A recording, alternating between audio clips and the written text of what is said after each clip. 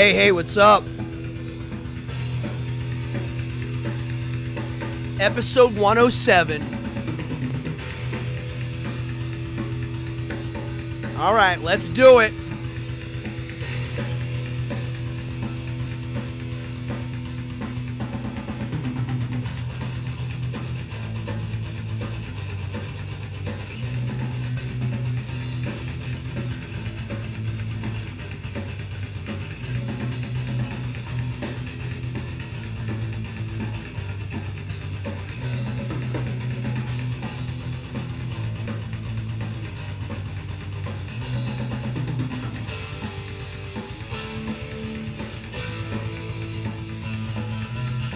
Cheers, everybody.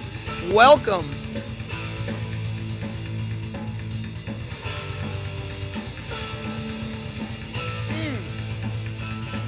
Pretty good.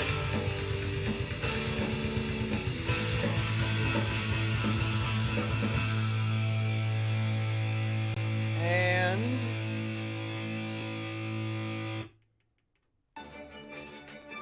whoa. Why does it sound crazy? I just cleaned the record. What's up? Happy Monday, everybody, and welcome to Evening Hour Live, episode 107. All right, we got a crowd in here already. And this record's filthy. I don't know why it's making so much noise. My name is Cardone, and we're going to have a good show tonight. I'm excited. You might actually see me start to get a little slower as the episode goes because my arthritis today is outrageous. I think it's the cold weather mixed with winter. And it hurts to sit like this. This hurts, that hurts, that hurts, and that hurts. So I ate something that makes me feel great. And that is an edible product that has the CBD and the THC. The CBD doesn't do much. The THC is going to make me get a little, but that's going to be in a little while. So if you notice me slowing down, remind me. Yeah, I'm drinking just water tonight. Welcome, everybody. As you know, that Monday is my favorite day of the week. And I want to say, if you're new, and I know there's some new people in here, yeah, the hot tub does work. If you're new, hit the subscribe button. Hit the like, hit the notify, you know what to do. It's the least you can do. If you're the donating type, yep, we got that. That's the donation button here. Bing. That is something else. But most importantly, like the video and subscribe. That will be what I'm really ultimately after, because I'm trying to get to 1,000 subscribers, and my God, it's hard to do. I actually looked this up. You are shadow banned. You're kind of hidden from view. Even a search. Unless someone uses, like, exact wordage. Yeah. So. What's up, Ruth? Dan? Lonesome Lenny? Joaquin? Jason? Matt? Ruth? My mama? Hey, Dad. We're all in here. Who else? Sherman. What's up, Sherman? All right, so Rick Sherman's in the house. I'm glad you're in here, buddy. He is a magician, colleague of mine, also a mentalist, and he might have some insight on today's episode, which we'll get to in a second. So next Monday, I believe my episode is going to be on the production team, also known as Sid and Marty Krofft. And I want to do a little bit of an overview of what they did, Sid and Marty Krofft, to my generation. Super big influences on my generation. And then the following week, so in 2 weeks, I'm going to have a guest on, Philip Paley. And it is going to be a true honor to have him on this show live chatting, because he is literally one of my childhood heroes. He played one of the most iconic roles of its time. Chaka from Land of the Lost is going to be on this show live. So if you are a Land of the Lost fan, a Sid and Marty Krofft fan, a fan of pop culture and all things like, check out that show. And that's in 2 weeks. Yeah, we're going to talk a lot about Sid and Marty Krofft. And you know what? They're both still live. Woo! They got to be in their 90s. Cool. Neuron Crooks. What a cool name. Do I know you? Do we know each other? Maybe not. You found me by luck. Wow. Lonesome Lenny. You are in for a show. We do these every week, and we have a very chatty group. A very open-minded, smart, chatty group. So please ask questions in the forum. For those of you who don't know me, like Lonesome Lenny, I make my living as a full-time professional magician, but I also play in a rock band for the last, oh my God, 25, 30 years? I'm losing track. And I toured with Toilet Boys as their bass player, and I still do it once in a while. So tonight's episode, I have a lot to say about it because of what I've done for a living for the last 25, 30 years. So welcome, Lonesome Lenny. You're going to have a blast. Make sure you subscribe, and I think you're going to have fun. What else was I going to say? Oh, yeah. So last weekend, I worked at Slipper Room, which is the nightclub I do magic at.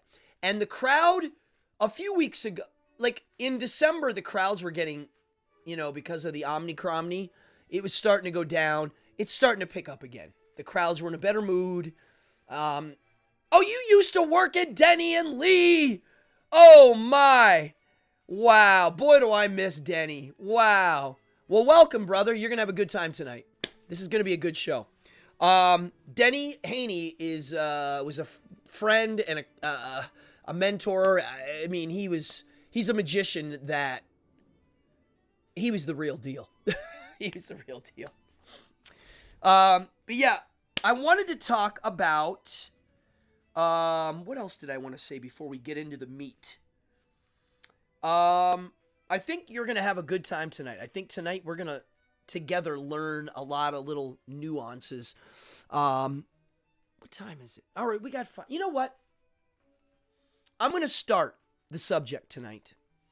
And I'm going to start by, first of all, here, let me put this up. Oh, before we get to that, I just want to show you something. My whole life, I've been interested in contraband goods. And one of them was nunchucks. Nunchaku, the martial arts weapon. And they're illegal in some states, but I just learned that they're actually only illegal, I think, in 2 states now. California is one of them. California has the worst laws for this kind of stuff. But New York just legalized them. It went under a Second Amendment kind of a case as a right to defend yourself and a free speech case as a right to express yourself with martial art weapons. And I'd like to show you a pair of nunchucks, or Nunchaku, as they're actually called, that I bought in Taiwan in 1993. BBL Company just walked in. What is the BBL Company? I don't know what that is. Look at this. Look how little these nunchucks are. Now watch this. They're steel, folks.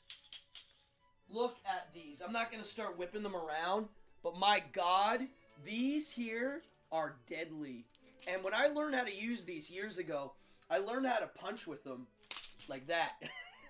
And let me tell you what, these are really strong. I'm not going to whip these around in here. These are very dangerous. So for those of you that like weapons and things, look at these. Collapsible steel nunchaku. Very cool.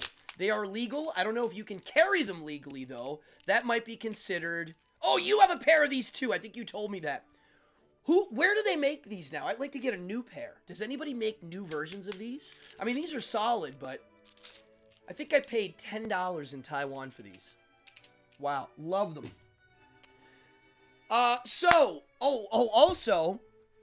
I've made it a little bit of a hobby of mine, sneaking weapons through metal detectors, and I am going to write something about it. The technique. I've come up with a technique. And I don't mind teaching it because, again, if I write it, no one's going to pay attention. If I make a video, 1 million people will see it. I don't want 1 million people to see it.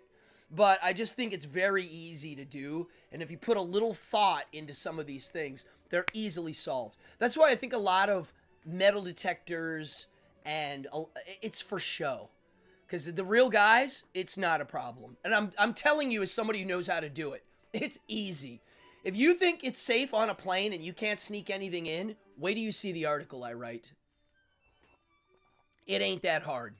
Trust me. So, be back later. BBL. Gotcha. Thank you, Angela. That helps. I'm terrible with those things. All right, so tonight's episode is entitled Con Men, Crackpots, and Creative Crooks. And I called it that because I always thought, even as a child, that there's a lot to learn from crooks. And here's why. And there's a reason why. Let me turn this down. Well, first of all, the type of thought that goes into crookery, or con artistry, as we'll call it tonight, well, it requires, first and foremost, confidence. People don't realize the word con is short for confidence. What's up, Ruby? Happy Monday. So, I mean, yeah, these dudes are confidence men, right? They build your confidence in what they have to do or say. Now, the reason why I find it fascinating to study them is because con men have to work under the heat. Whoever they choose as their mark, their target, the person they're going to rip off, whenever they do the rip off, it happens in live real time, whether it be a meeting, they're stealing something. It has to happen with them working with somebody. And so I'm always fascinated in people that have to make snap decisions on what logics they use. And I always say this. The reason why magic tricks work so well as a magician is because the people that invented them, the shaman, the wizards, the witches, the warlocks, the witch doctors, whenever they would use con artistry to convince somebody they had magic powers, which is what magic tricks are, they had to do it under life or death situations. So it was good. I always joke with people that if I taught you a sleight of hand magic trick today, would you be able to pull it off in a show? And, some people would say yes. If I taught you how to cheat at poker today with one little move, and I'm saying like a very small little move where you mark the card a bit or something like that so you can keep track of it, would you be able to do it in a real poker game with people staring across the table like they want to kill you? Would you? I'm curious. The con men had to do that. So all of the techniques they invented came from a life or death situation, the shaman and the con man. Think about card tricks. Who invented all the moves for card tricks? Card cheats, poker cheats. So they had to pull it off with somebody who's going to shoot them. Imagine if I had to go do a magic show where if I screwed one of the tricks up, I was going to get shot. It would make me pretty darn good or dead, right? So I always thought that studying con men is a very educational thing. They should teach kids in school what it is and how they operate, because then you can spot it a mile away. I wish I could show you. I mean, eventually I'll do shows on all of these. The tricks that I use in my magic realm, I see them being implemented in politics and on the news all the time by everybody. Like, for instance, in magic, I can have a shelf of 100 books and make someone choose one of them by using a very specific technique. So I'm not the only person that uses these techniques. And anybody that thinks, there's a conspiracy theory, it's like, it doesn't work. Like, if I put that much effort into learning how to do one little move in a card trick, you don't think that the bigger powers to be also don't put as much effort, if not more, and a lot of money behind the same techniques I'm using for manipulation, please give me a break. So con artistry is very important. We are conned by people that we love, people that we trust, all day. And I think it's good to start to show. So, a show in Texas? I don't get that. I'm terrible with some jokes. I might have missed something above. Hey, what's up, Bill? So here's a con. Here's a con game you might know about. Have you ever been to the carnival and they have a massive, it's a booth, and they have 1 million prizes. And you just walk by and don't pay attention. But you go, wow, they got crazy prizes. They got like TVs and Blu-ray players and video game systems and the PS4s, right? You see a wall of packages. And you'll see one guy playing, but you won't know what the game is. You'll walk by and be like, what the hell are they doing on that game? Well, here it is. It's called Razzle. Sometimes it's Razzle Dazzle. Sometimes they're called football. Sometimes they're called baseball. That's the name of the game.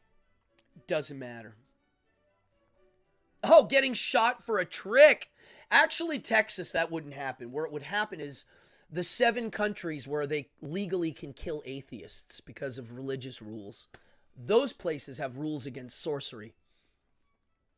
Think about that. So you walk up to the Razzle table and you go, what's the game? And they go, all right, well, it's $5 to play. You're never going to lose the game as long as you stay at the table. When you walk away, you're out. Okay? You're like, all right. So here's the way it wins. If you get 10 points, you can win any of these prizes. All right? So how do you win the points? All right. Here you go. You want to try? Great. So they give you a wooden cup with a bunch of marbles. And there's a wooden board with a bunch of little holes and numbers all over it. And then they got a chart. A scoring chart. So you roll the balls into the numbers and then you add them up. 20, 10, 8. I got a 48. So you look on the chart, 48. Oh my God, you got 2 points. 2 points. And the guy running the game goes, he goes, you just got 2 points and you only need 10 to win one of these prizes. That's cool. And you go, great. And he goes, all right, so that was $5. To roll again is another $5. All right. So you give another $5 and you roll again. All right. And he adds it up and he goes, let's see. Oh, you got 1 point. Not bad. You're at 3 points. So you're like doing the math. You're like 5, 10. I'm in $10. Let's say I spend another 20. I can maybe get a TV. I'll cut it off at 20. You roll again. All right. You got 2 points. So now you're at 5 points. You're halfway there. And now you roll again. You pay him another 5. Now you're in the hole for $15. You roll again. Now he looks on the chart and it goes double. Wow. Okay. He goes, well, that's good for you and me, but here's what it is. He goes, now the game is $10. So every time you roll now, it's 10. But you win 2 prizes. What? Yeah. That's what that means. So here we go. You go, I'm in. You're halfway there. You give him a $10 bill. You roll again. You get another point. Now you're at 6 points. And you do it a few more times. And now you're at 7 points. 3 more and you win. And you roll. Oh no, it's another double. Now the game's $20. But you win 4 prizes. What? I get 4 TVs if I get 2 more points? Hell yeah! Here's a $20. Roll. Nothing. Roll. Nothing. Roll. 1 point. You're at 9 points. It's $20 a game. You've spent $100. Roll. No point. Roll. No point. You're in at 200 now. Roll. Now you're like, oh my God, what's going on? And the guy goes, look, if you walk away, the game's over. If you stay, you still keep those points. So now you're like telling your buddy, all right, I'm going to give you my bank card. Go get money.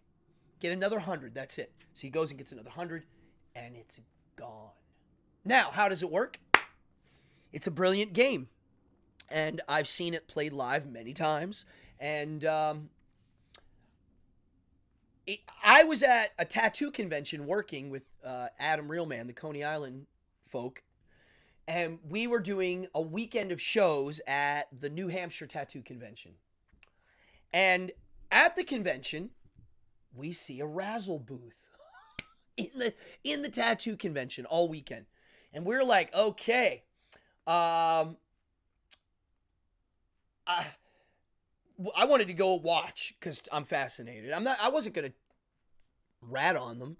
I know what it is. So I walk over and they're like, oh, hey, you want to play? And I'm like, no, I'm just here to watch and I'm in the show.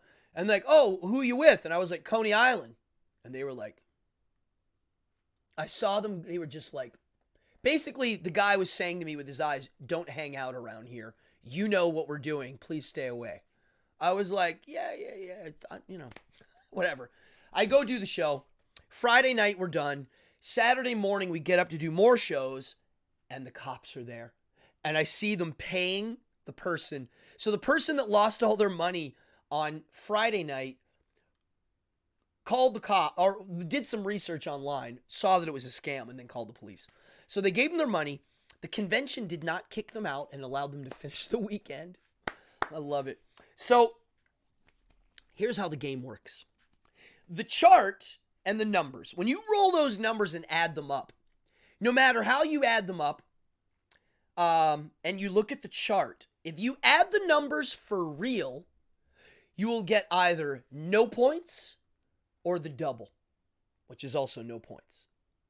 When you add them up wrong, like you bluff, like the guy running the game adds them wrong really quick and goes, oh my God, you got 2 points. Then you got 2 points because he's adding the numbers to get a certain score that will trigger the points on the chart. So think about it. When he cheats, you're getting points and winning. When he doesn't cheat, the game itself won't give you any points. Now, there are a few, quote, legit versions where your chance of getting a point is less than 1%. So you technically could win if you were super duper duper duper duper lucky. And that's in there in case they get caught. They can be like, yo, look, if you add it up, it does give you a point, even though no one's ever going to get it. Especially if it's $20 a game or $40 a game at that point. Because the double is the real... It makes them lose their money quicker. How brilliant of a con. Well, let's talk about one of the greatest con men of all time tonight. Please ask questions. Please add to the convo. Anybody ever heard of Victor Lustig? Or Lustig? A.K.A. the Count, with a big old scar down his face like Scarface?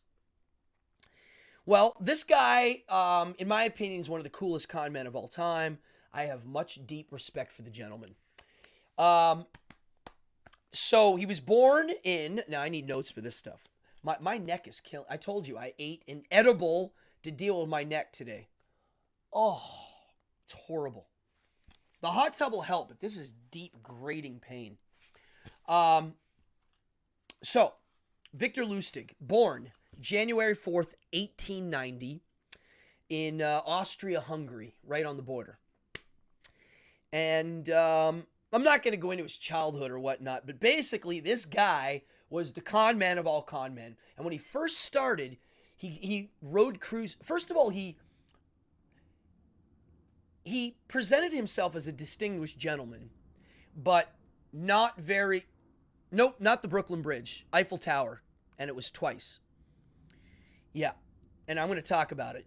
It's kind of brilliant. So, he was a distinguished gentleman, but he wasn't a braggart. Which we're going to get into that and the psychology of it in a little bit. Oh, wow. Victoria Lustig. I love it. So... he would ride cruise ships, and he realized that rich people on the cruise boats at the time, and I've noticed this myself, kind of like, they feel like they don't have any value. Even though they're rich, they kind of feel like they don't do anything. They don't have to work. They just count their money. As one rich guy told me, I said, what do you do for bread, man? And he goes, I manage my finances. And I was like, oh, that means you count your money. That's cool. So he realized that the rich guys, feeling a little, quote, in quotes, inferior, like to help out. So if you're an artist, they love to fund arts. So he was a theater producer. So he would get them to give him money for theater productions while he was on the cruise boat on their way to New York and then vanish. He then came up with some sort of bank scam where, and this is in the USA, he did this one, and I would love to know the details, but basically he had some sort of bond worth X amount of dollars, and he showed up to the bank, and they saw, all right, you're going to get him cashed. So they went to get the cash. They gave him the cash, and at the last second, he switched out the bonds for fake ones. I don't know what the system was. I'm dying to learn. I thought about how I would try to do it, but I don't know the protocol of how that would work. You know what I'm saying? So I can't speculate. But that was another scam he did. Now, here's where it gets nuts, because he eventually meets this guy named Dapper Dan Collins, and who is supposedly an ex-lion tamer. Notice these dudes are carnies, okay? They're master carnies. They come from the sideshow and the circus. They're the people that understand human nature. They can watch it and just explain and see. So now he's got a buddy.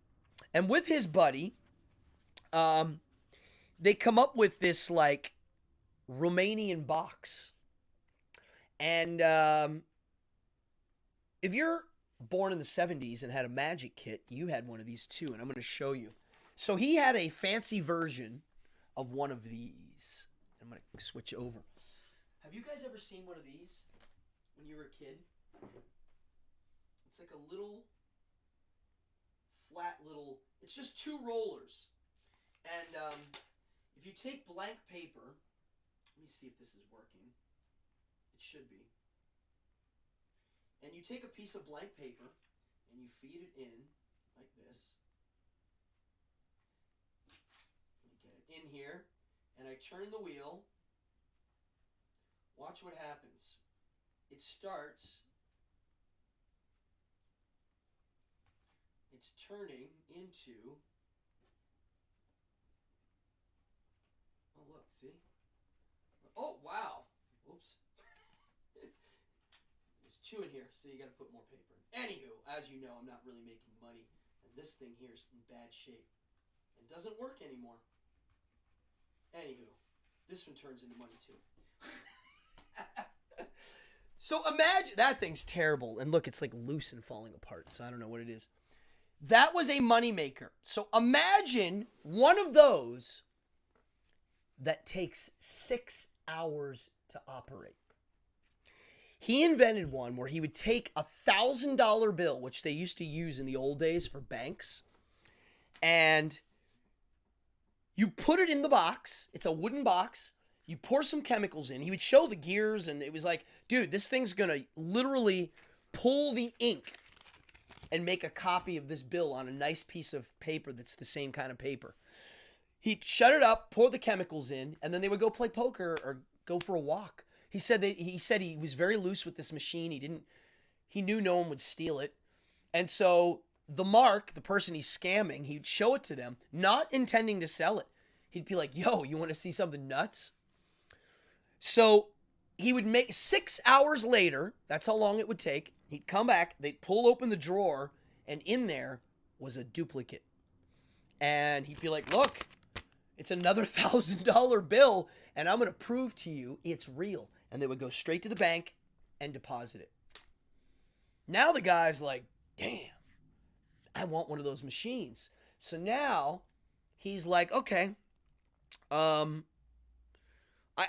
would only sell this to you for, $10,000 to $20,000 because he's like, I could make one again, but it would take another year. All right. He goes, look, you give me 10 grand. So basically the guy would give him 10 grand. And then he would give him the machine and leave. Now, here's why this was genius. He had loaded the machine up so that it would do the trick a couple more times. I'm dying to see what the box was that he made. It had some sort of mechanic to it. So, and it took 6 hours, which meant he had time to get away. It gave it a leeway time. You put the thing in and turn it on, and then you got 6 hours before you're supposed to check it, right? And also, it needed 12 hours in between each bill to reset the plate, the printing plate. Genius. So he was selling these machines with his buddy Dapper Dan. Eventually, he sold one to some sheriff of a town. The sheriff realized he got ripped off, went on a manhunt, and tracked him from the south up to the north. I think, not Chicago, maybe Chicago. I'm not sure. And he caught him. And he was like, yo, you ripped me off. Victor Lustig, being a master, said, no. You're not using it right. Went over and said, look, I'll tell you what. I'm going to give you all your money back and you'll be happy. And the guy's like, yeah, I want my money back. So Victor went, all right, and gave him all his money back.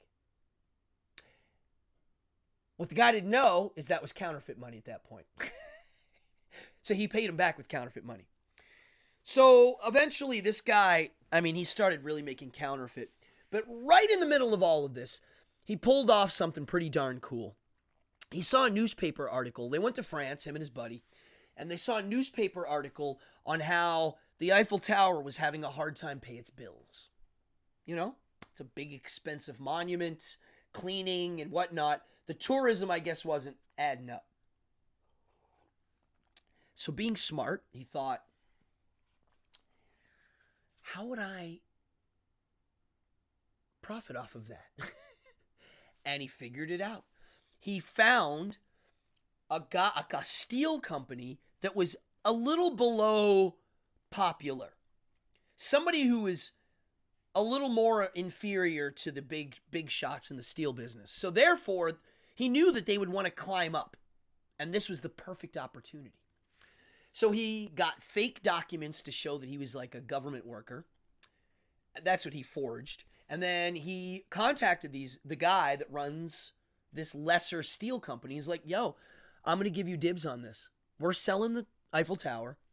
It's not the news that we're selling it. He's like, I don't know if you saw in the news. They can't pay for it. So now we're going to sell it. And we're just going to sell it for scrap metal, and it's going to be really valuable. I'll give it to you for X amount of dollars, but you got to include a gift because I'm coming to you first. So the first guy was like, yes, wow, honored to take the money or to take the burden of doing this. It was a big deal.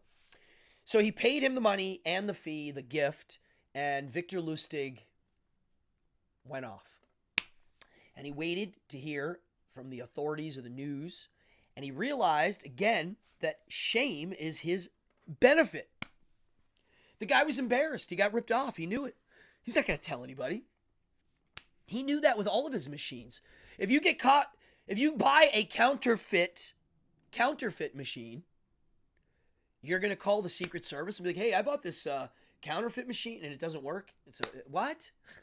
Not happening. So the Eiffel Tower scam worked. And then he went to do it again. But what I didn't realize is the second time it didn't work. They realized something was fishy and he had to bolt. So he only did it once, actually, even though most places say he sold the Eiffel Tower twice. He tried to sell it twice. He only successfully sold it once. The other thing that he learned, and this is something magicians know, how do you copy a bill so that it has the same serial number? How do you do that? Because the other bill that the machine that he made was a real bill. Why? Because you do like this toy. You preload it with money, right? So he realized that if you take a serial number, you get brand new bills from the bank, they're in order. And there is a way to make them all have the same serial number. I'm not going to say what it is. Lots of magicians use this trick. It's also a federal law to not alter money. I'm not going to mention it. But there's a way. You can make two bills look the same. Exactly the same. Same serial number. So then, my favorite scam that he did, and this is where the artistry of what he did comes to fruition.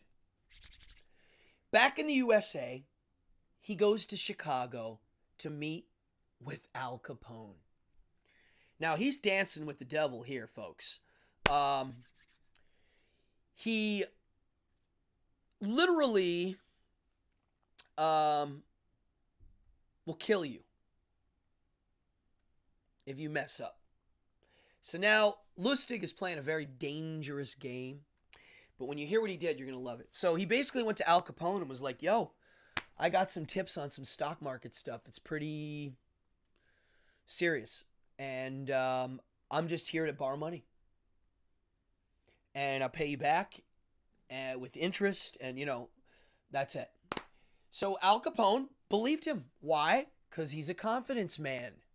Al Capone wasn't a con man necessarily. He was a gangster. Victor Lustig was a con man.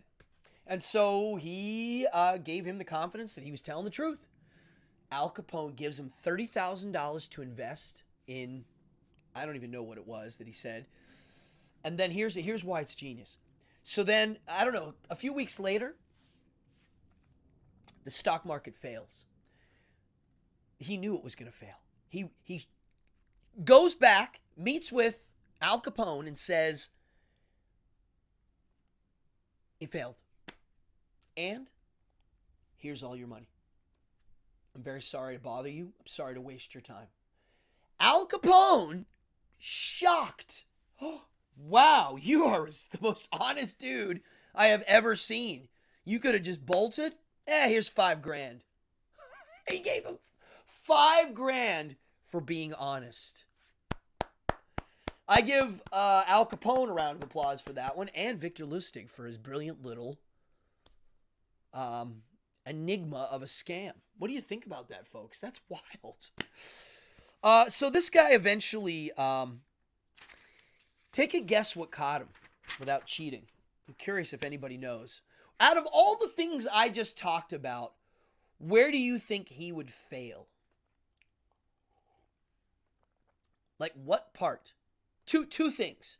One, what got him, and what got him got. Think about this. Why would a brilliant con man that thinks on details of that level get taken down? And it was not Dapper Dan. I'm not going to say yet. I'm going to let you guys ruminate on it. I honestly... Oh, where am I? Hold on here. There's notes missing. Oh no. Hold on. Here they are. God, this is the best part of the night. Come on. Oh, Dan P. Probably a woman. Correct. So, Victor Lustig, like most guys, no taxes. No, that was Al Capone. Al Capone was tax evasion. Like most guys, he had a weakness for women. He had a wife, many mistresses. I think the guy was kind of nutso. And I believe the scar down his face, like Al Capone also had a scar, was because... No, not Razzle. That's good. Good one. IRS and 3-card Monty. I love this. So the woman's what brought him down. And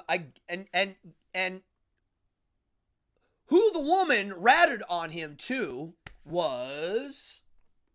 Shocker. I'll just say it. Secret Service. Secret Service, their job... people don't know this. Where did I write this down? I wrote a little note about this because it is kind of cool. They didn't start dealing with the president until McKinley was assassinated. Before that, they were dealing with counterfeit money. That's their real job. Isn't that weird? They deal with counterfeit money and protecting the president. That's it. And so as soon as you start messing with money, the feds are on you. And they eventually caught him. They caught him. They threw him in jail in New York. He used bed sheets to make a rope, somehow got out, escaped, and then supposedly when he escaped, people saw him and reported it too. They saw him land on the street. They said he bowed and then ran. I don't know if that's true, but it's kind of funny. He went to Pittsburgh, hid out for a while, and then I think he got nabbed in Pittsburgh. Someone actually saw him. And, you know, here's what he looked like. So, I mean, back then, I don't know, they didn't have internet, so you didn't get to see too many pictures, right? You'd see it in the newspaper maybe, but I guess some cop recognized him, and they ended up chasing him and actually, like, ramming their car into him. Kind of, you know, like a movie style. He eventually went to Alcatraz, and guess who else was in Alcatraz with him? Al Capone. So the two Scarface, Victor Lustig, the con man, and the gangster Al Capone, both in Alcatraz. At that point, Al Capone, his syphilis was, and he wasn't doing well. And Lustig kept filing for medical leave.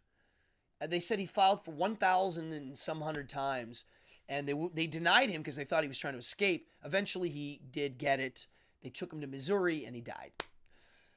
Wow. I mean, the guy, for a con artist's life, I don't know. No, I can't believe no one's made a movie about this guy. I mean, it's a very colorful story.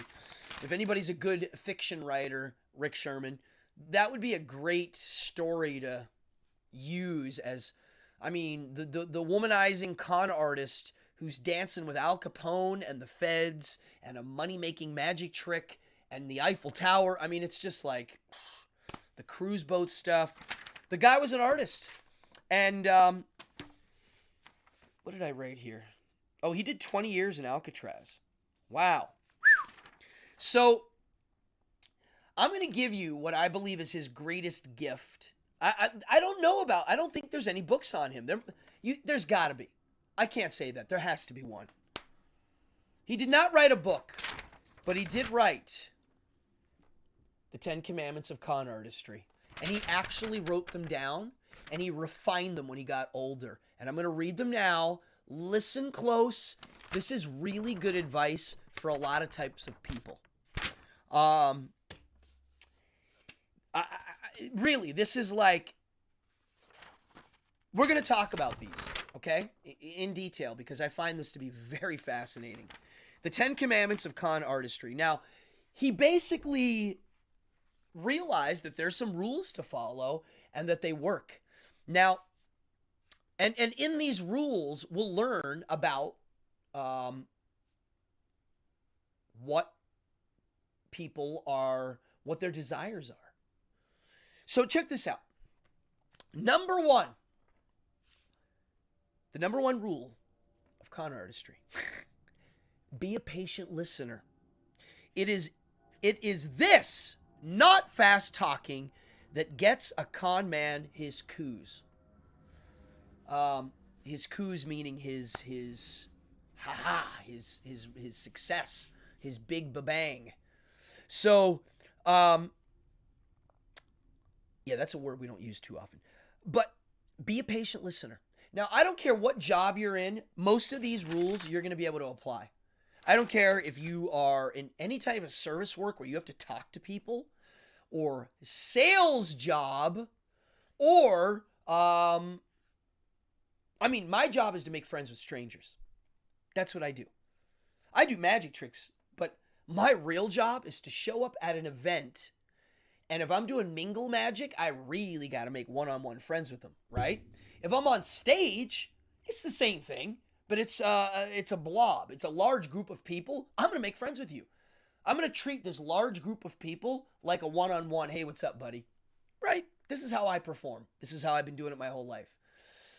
These rules, they work. Listen to this. So be a patient listener. When you listen, it opens it up. It makes the person feel confident too, okay?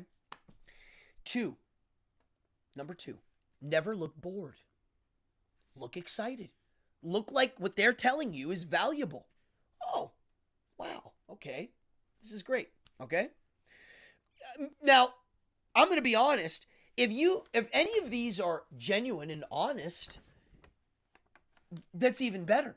And when I do magic and people are telling me stories, I am honestly listening to them. I'm not listening and pretending like I am because, and I'll bet this Victor would also say this. Just because he's trying to steal their money, or I'm trying to get hired again, which is also the same thing, right? I'm trying to do a good job so that they also hire me for a party, right? So when they're telling me something, I'm actually listening. I'm not bored. If you're actually listening, you won't be bored because people are interesting. I don't care who you are. I find whatever it is interesting that they're telling me. And I usually am interested, and I'll ask questions about what they're telling me, right? Most people don't listen and wait for their turn to talk. You're right. Bill, thank you for pointing that out. You're right. They're sitting there waiting to talk. They're not listening. That's a big deal, actually, what you just said. That might be one of the coolest things tonight that I'm going to remember, is always remember that when somebody else is talking, I'll look and see who's listening and who's doing what you just said. I watch for that. Okay. Never look bored. Number 3. This is a big one. Wait for the other person to reveal any political opinions and then agree with them.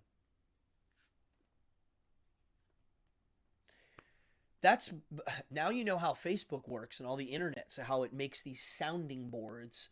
People like it when you agree with them politically, especially today. Because today, politics has replaced religion in a lot of ways. It really has. It even has outfits, costumes, color schemes. Yeah, it's kind of nuts. So, if you have the same political opinions as the person you're trying to gain their trust, and confidence is the word, you better have the same political opinions. Okay? So if you don't, you're going to have to fake it, or find the ones that you agree on and stick to those. That's what I do. I pride myself on neither being left or right. I think they're both ridiculous. So I honestly do find a lot in common with most people on something. I can basically find one issue that I can meet in the ground for. So, that is number 3. Wait for the other person to reveal any political opinions, then agree with them. Now, here's 4. I love 4. Let the other person reveal religious views and then have the same ones.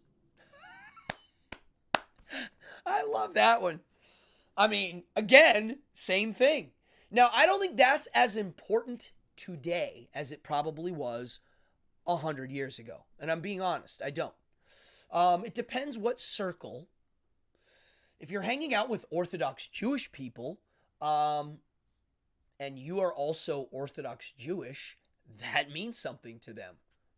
If you're not Orthodox Jewish, that also has a connotation. Now, doing a business deal in that situation today, yes, it might have some influence, but it's not the same as it was 100 years ago. Now, I don't know if you know this. We're taking a sidetrack here. Which president evoked the name of God more than all the others? Meaning, they used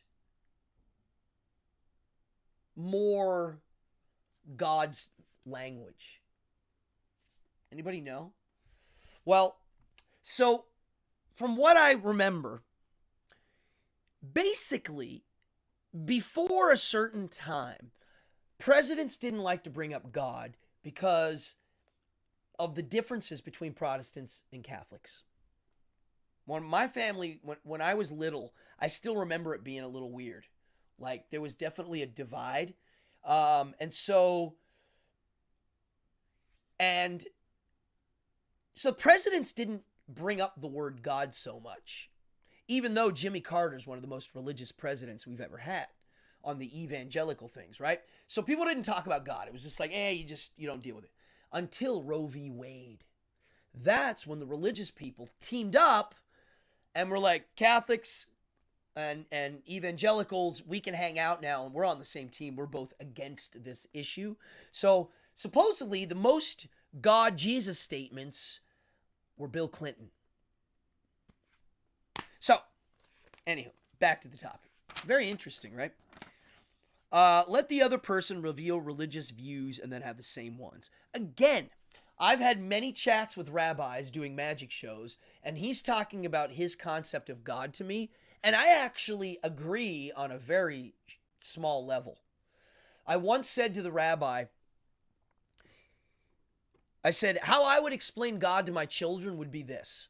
Imagine an ant, and you're trying to explain, can an ant understand what a Blu-ray player does and its function? Ever. Would it be able to evolve in thousands and thousands of years to understand? No. It's not happening. Maybe in 1 billion years, but that ant is not going to know what a Blu-ray player is and its functionality, right? To me, that's what the whole concept of being God is. If there is one, please, we're not going to get it. And if there isn't, doesn't matter. So to me, it's apples and oranges. It's such a beyond our brain of this source for the all source, not even pointless. So the rabbi goes, yeah, that's how I explain it too, but there's only one. And I said, well, one God, 200,000 gods, to me, it's the same. It doesn't matter. And he's like, there's only one. And I'm like, okay, here's where you turn into a kook. All right, I'm not going to sit here and argue that. But that I could still, we still found commonality. That's how I am. If someone asks me any religious questions, I kind of already know about every religion, and I kind of know where there'll be a tiny, tiny philosophical commonality. But it's usually pretty small, because my values are very different. So, that was 4. Here's 5. And this is a very interesting one. Now, and also, I stay away from this most of the time. Like, I stay away. Hint at sex talk, but don't follow it up unless the other person shows strong interest. I actually don't really think of myself as a perv, but I can see how it can be used.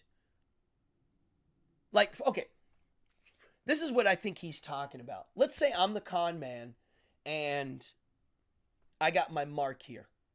And a pretty lady walks by and I go, whoa, did you see her behind? All right. I don't say a dirty word. I say, did you see her behind?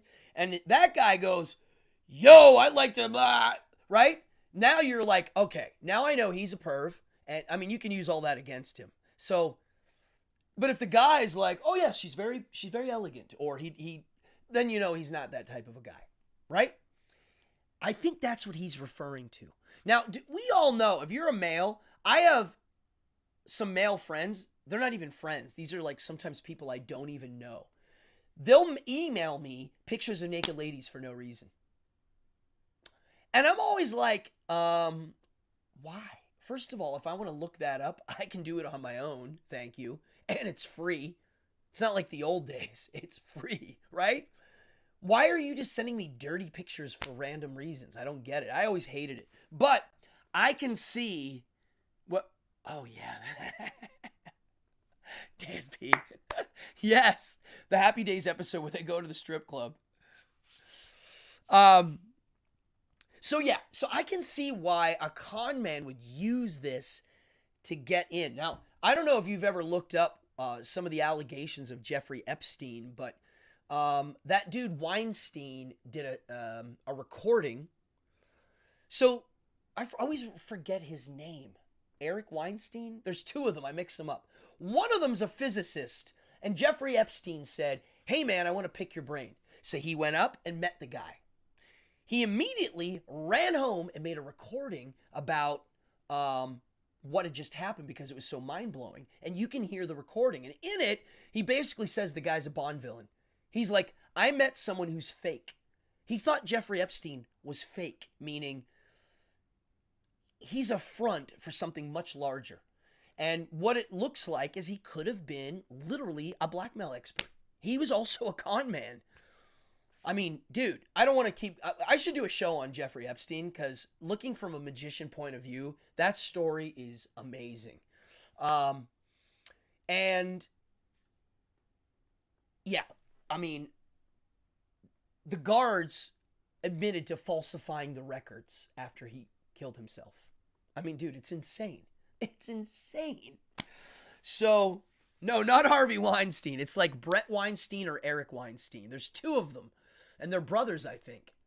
Anywho, he made a recording going, okay, I was standing there, and he baits you with girls. He walks out with two girls that are way young and sees how you react. And if you react, he takes you a step deeper and deeper, and before you know it, you're on his island, and he's videotaping you. That's what it looks like. Imagine if he has a videotape of Bill Clinton with a minor. You own Bill Clinton for the rest of his life. There's no way Bill Clinton's going to go and admit it on national TV. It's not happening. He owns him forever. It's the most masterful scam I've ever seen. It's horrible that they're using, children to, it's horrible. So now you know why it's been, it's kind of crazy. And so this number 5, I can see him using this to his advantage, and it sounds like he was a little bit of a pervy guy. He had women trouble. Yeah, look up, dude, if you do a little research on Jeffrey Epstein, on not just that he's a child trafficker and a pedophile. Yeah, he's all of those. But look at his backstory. It looked like he worked maybe with the Israeli government and then somehow got tied into our government.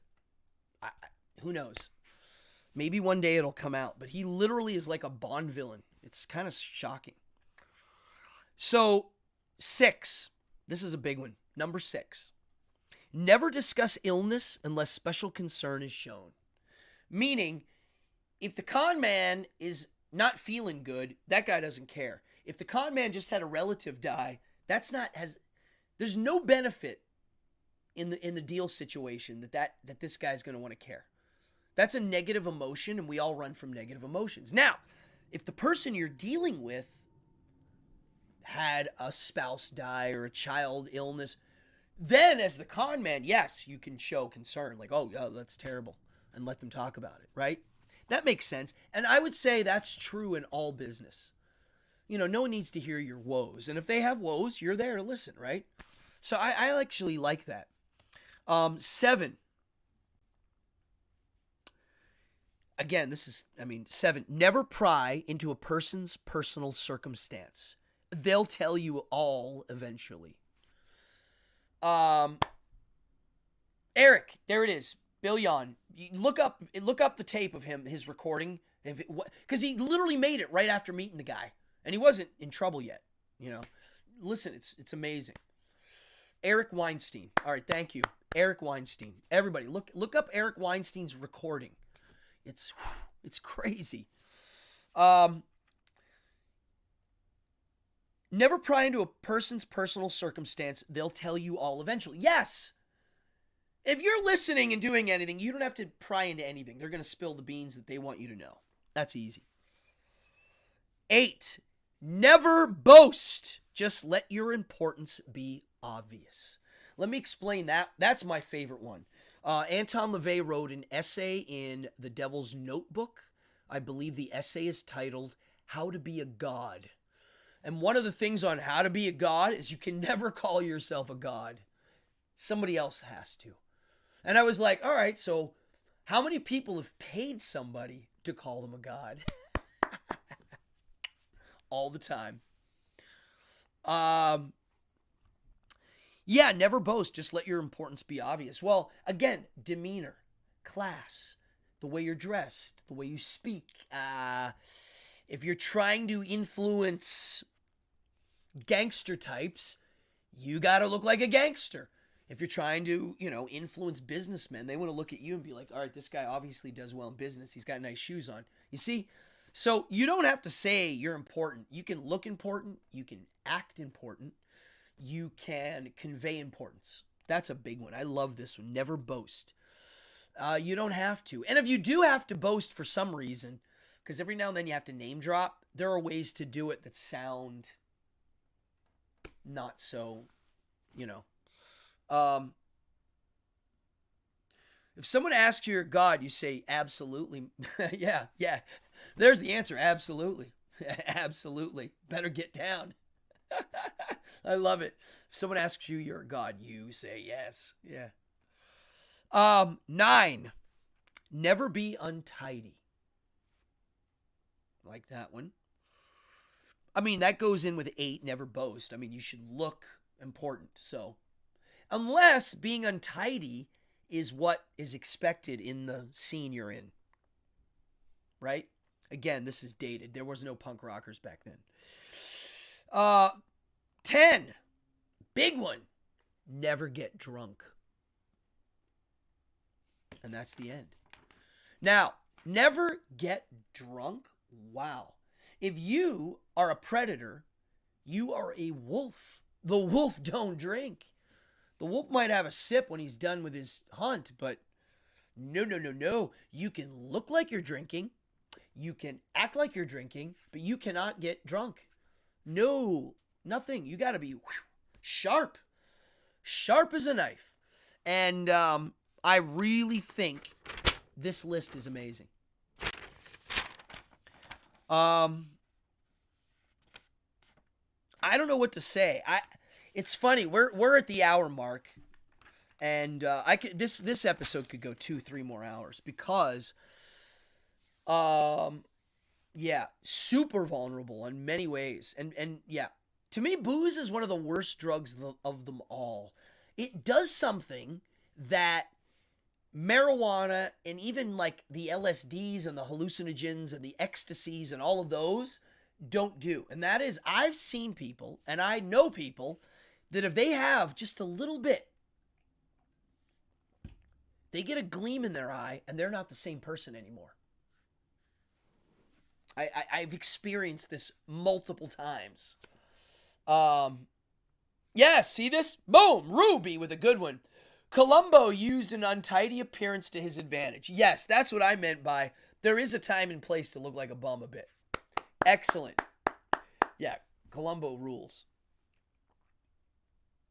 It is a really good list. The one that I find like the most like weird is because, and it's because I don't do it, is hint at sex talk but don't follow it up unless the other person shows strong interest. That's the one that like I know guys that are always making sex jokes.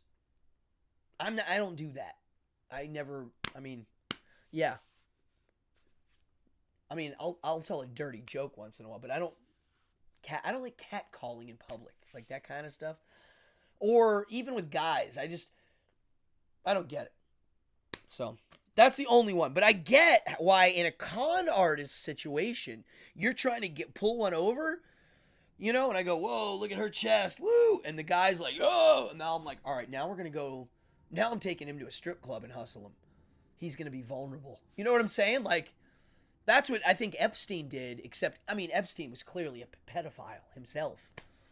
You know, he had to be, I guess, pull the stunt off. That's probably how it started. God, think about this. A really wealthy pedophile who figures out a way to make money by framing other pedophiles. That's kind of what it looks like Epstein. Ooh, I'm telling you, it's a movie. So I was going to tie in tonight a lot into Nietzsche. Friedrich Nietzsche. Because, you know, you look at somebody like Lustig. You know, he had a life of crime. He was ripping people off. But you just go, why couldn't he apply that to the good side of things? Why did he go that route at an early age? And I completely understand why. And I don't think it's wrong. This is where my values are very different. I really don't care. I look at what he does as almost a necessity for the other. This is where the Nietzsche stuff starts to get very interesting, because it's almost like if you go to the extreme of a world of individuality where we all get to be individuals, or the other extreme where we all are forced to be equal. And I mean forced. Like if you're pretty, they make you ugly. And if you're ugly, they make you pretty, so that you're kind of the same. If you're strong, they make you act weak, right? Like those extremes, like the fabric of reality, is it possible that that's just the way it is? Like, you can't get rid of these things. They have to be there for the other. It's like, I don't know. This is where it gets interesting. So Nietzsche, it's just like, is chaos good or bad? Well, it's neither, what did I write here? Is the crook the one that shapes reality? Yeah. Are the crooks the ones that shape our reality? Are they the ones that are pushing the envelope that cause the other side to have to dance to invent things that are used for positive things? I mean, it seems like somebody like Victor Lustig is a must. We need him.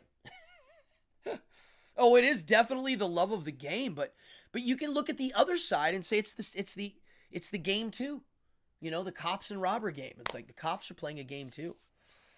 I always look at it like this, and this is where my politics stem from this rule. I don't even want to use the word politics. My values. I don't like the word politics. My values stem from something I truly believe. And this is what I'm going to end the show on tonight. Okay? It's my theory called there's always an asshole. Always. There's always an asshole.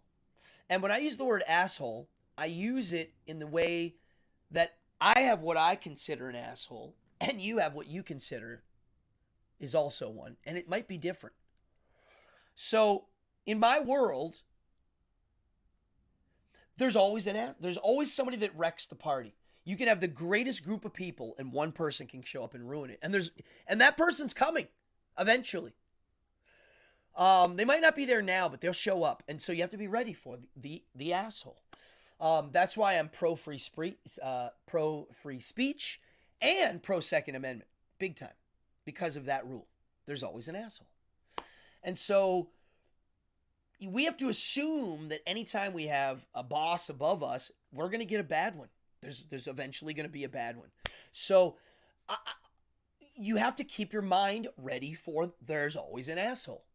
And that's why communism doesn't work, because there's always an asshole. And especially those kind of systems, it starts to lean. So I base all of my values off of that theory. That's a big one.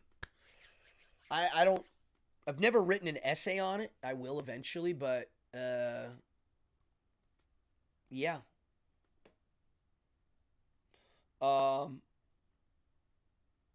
Yeah, I mean, I don't understand how people think that if we only did this, everybody would be good. I just can't. And I will admit right now, live on the internet, I'm an asshole to certain people. Okay? See how I phrased that? Think about that. And I know some people watching right now are assholes to me. Big time. And I would not want them in charge. But they could be. They might be one day. And so I have to be ready for that. Our system has to be ready for that. That's just the way it is. And so I base all my values off of that. And I think studying con artists helps me crystallize some of these thoughts. And I think, I mean, the types of people that watch this show, I think you would agree with that. I mean, it's fascinating. Yep, exactly. Capitalism at its end game falls because one dude buys out everybody. You know, it looks like there's competition, but eventually somebody gets a little too powerful. He owns the world. Now you're under feudalism. And the other, where everybody's forced to do the same thing. Terrible. Terrible. That's why we're in the middle, dancing up and down. And that's why you need both things rolling. You need good and evil. And then move beyond. This was a fun episode, folks. I really liked it. If you're new to the channel, hit the subscribe button, hit the notify, hit the like. You can donate. I like donations. This channel does cost money to run. But you don't have to. I'm not begging. Just hit the like, the subscribe, and if you chat, you got points.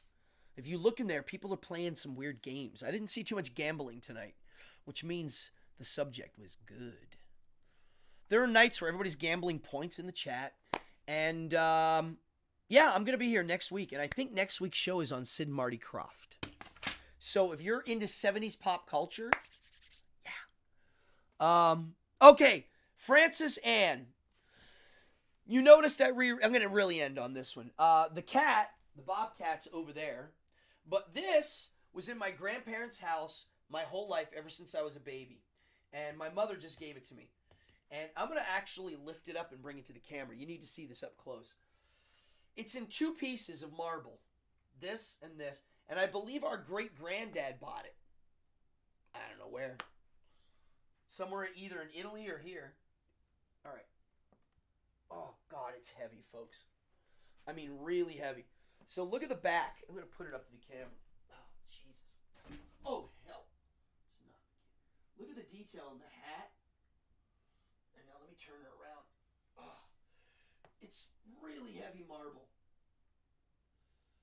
Look at this. I mean, it is something else.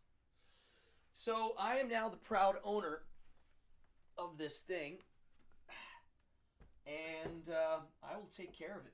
My mom thought I should clean it. But I kind of like it with that color. So, folks, you guys rule. I had a blast tonight. I'm going to reflect upon some of these notes and read some Nietzsche and blow my mind.